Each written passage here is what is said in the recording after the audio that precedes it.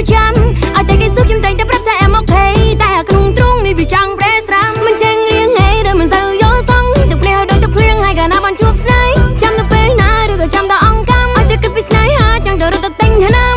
អើយឈឺខ្ញុំឈឺបែរងឈឺខ្ញុំឈឺបែរងឈឺ